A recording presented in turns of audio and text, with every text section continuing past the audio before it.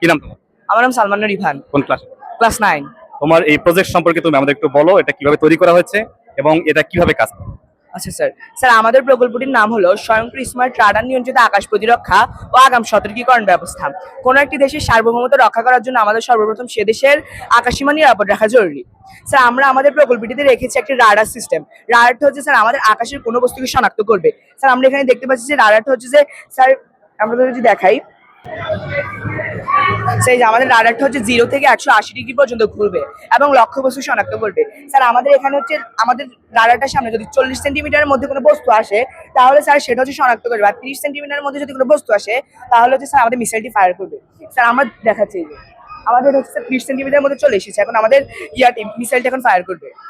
কিন্তু স্যার আমাদের মিসাইলটি হচ্ছে নিউমেট্রিক্সের নীতি অনুসরণ করে এবং সেখানে উচ্চমাত্রার গ্যাসের প্রয়োজন হয়। এখন সে অনুযায়ী আমরা এখানে গ্যাস দেওয়া ছিল না দেখে আমাদের মিসাইলটি এই মুহূর্তে ফায়ার হয় না। আমরা আপনাদেরকে আবার দেখাচ্ছি। ম্যাম, এই যে কারণ এই জায়গার মধ্যে আমাদের এটা হচ্ছে যে কত ডিগ্রিতে স্যার, এই যে আমাদের এটা হচ্ছে যে 30 সেন্টিমিটার ভিতরে লক্ষ্যবস্তু শনাক্ত করেছে। এজন্য আমাদের মিসাইলটা অটোমেটিক ফায়ার করেছে। 40 সেন্টিমিটার মধ্যে লক্ষ্যবস্তু শনাক্ত করছে কিন্তু আমাদেরকে ফায়ার করছে না, কারণ সে এতটুকু পর্যন্ত আমাদের এটা শনাক্ত করতে পারবে, কিন্তু 30 সেন্টিমিটার ভিতরে আসলে সেটা হচ্ছে আমাদের ফায়ার করবে। এছাড়া আমাদের এটি সামরিক ঘাঁটি, বর্ডার অথবা অন্য কোনো কলকারখানা, দুর্যোগ সে জায়গায় আমরা এটিকে ব্যবহার করতে পারি। সেক্ষেত্রে আমরা মিসাইলের পরিবর্তে আমরা যদি এক্সটিংগুইশার বা কার্বন ডাইঅক্সাইড ক্যাপসুল ব্যবহার করি, সেক্ষেত্রে আমাদের আগুন নিভানোটা অনেক সহজ হবে। তাছাড়া আমরা যদি দুর্যোগ ব্যবস্থাপনা, দুর্যোগায় যেসব এলাকায় বেশি, সেই এলাকার একটি নির্দিষ্ট দূরত্ব আমরা এটি শনাক্ত করতে পারবো। করে সেখানে আমাদের প্রয়োজনীয় যেসব জিনিসপত্র, যেমন লাইফ জ্যাকেট অথবা অন্যান্য জিনিসপত্র, সেগুলো আমরা ওইখানে পাঠাতে পারবো, খাওয়ার, শুকনো খাবার।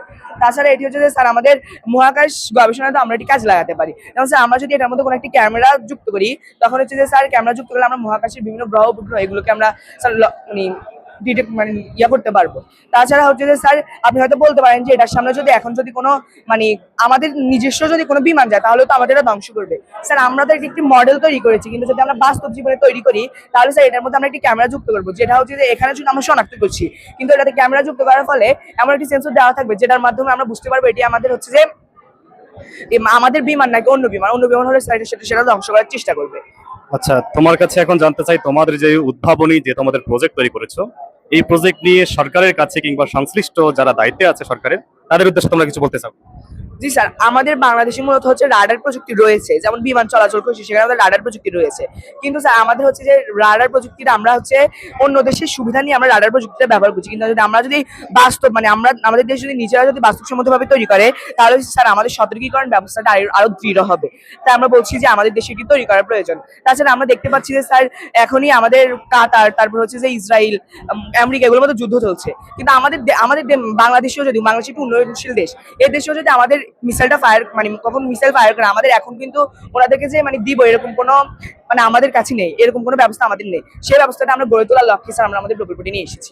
এখানের মধ্যে আমাদের রয়েছে ট্রিগার সেন্সর হচ্ছে যে স্যার প্রাথমিক লক্ষ্যবস্তু শনাক্ত করে। প্রাথমিক লক্ষ্যবস্তু শনাক্ত করার মাধ্যমে আমাদের হচ্ছে যে মূল প্রযুক্তিকে অ্যাক্টিভ করে দেয়। সালমানকে ধন্যবাদ।